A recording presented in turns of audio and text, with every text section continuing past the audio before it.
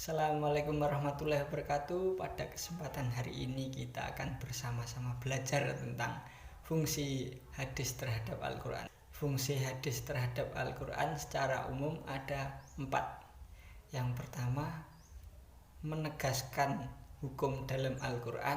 Yang kedua, menjelaskan hukum yang ada dalam Al-Quran. Yang ketiga, menetapkan hukum yang belum ada di Al-Quran. Yang keempat, membatasi keumuman ayat-ayat dalam Al-Quran. Fungsi hadis terhadap Al-Quran: menegaskan hukum yang ada dalam Al-Quran, menjelaskan ayat yang bersifat umum, menetapkan hukum yang tidak ada dalam Al-Quran, membatasi keumuman ayat Al-Quran. Menegaskan hukum yang ada dalam Al-Quran, mengukuhkan dan menegaskan hukum yang terdapat dalam Al-Quran. Dalam hal ini, hadis mengulang perintah atau larangan yang sudah disebutkan di dalam Al-Quran. Misalnya, Rasulullah SAW memerintahkan untuk melaksanakan puasa. Perintah melaksanakan puasa sudah ada di dalam Al-Quran, sehingga dalam hal ini hadis sifatnya mempertegas perintah yang telah ada dalam Al-Quran. A'udzu billahi minasyaitonir rajim. Bismillahirrahmanirrahim. Ya ayyuhalladzina amanu kutiba alaikumus siyamu kama kutiba alal ladzina min qablikum la'allakum tattaqun.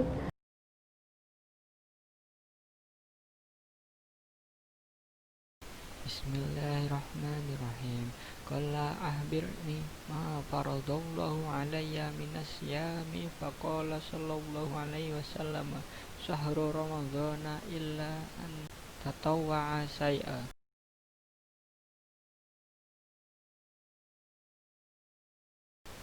Banyak perintah atau larangan dalam Al-Quran masih bersifat umum, belum terperinci seperti perintah sholat.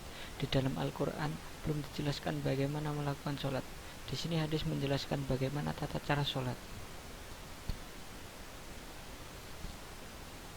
Bismillahirrahmanirrahim. Wa aqimus salata wa atuz zakata warka'u ma'ar raki'in.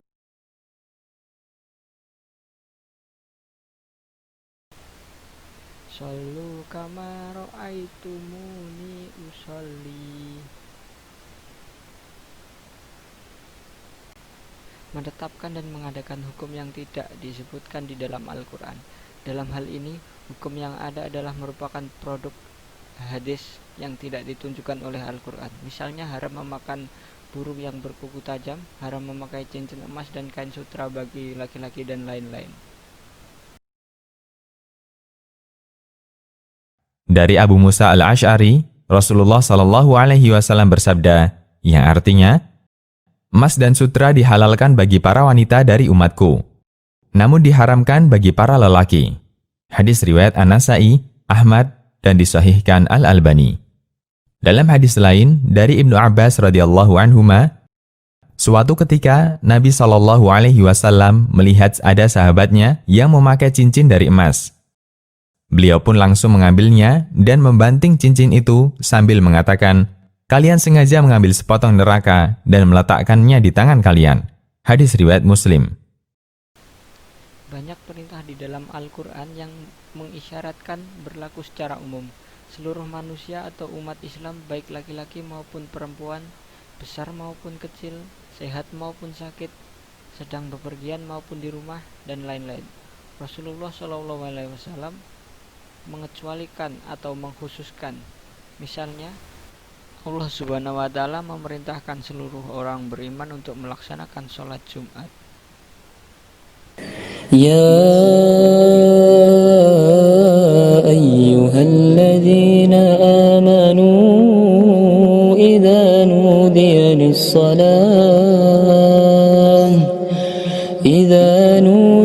للصلاة من يوم الجمعة فاسعوا إلى ذكر الله وذروا البيع ذلكم خير لكم إن كنتم تعلمون.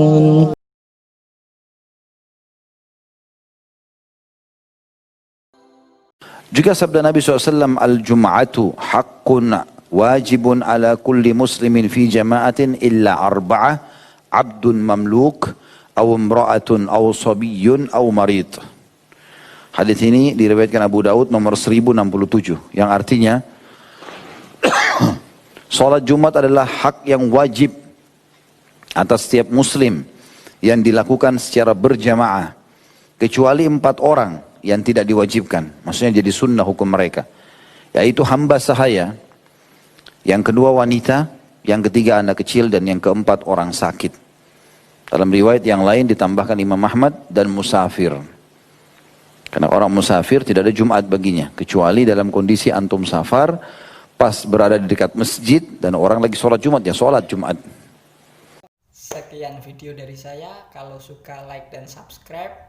Jika ada pertanyaan bisa langsung dilemparkan ke kolom komentar. Wassalamualaikum warahmatullahi wabarakatuh. Bye.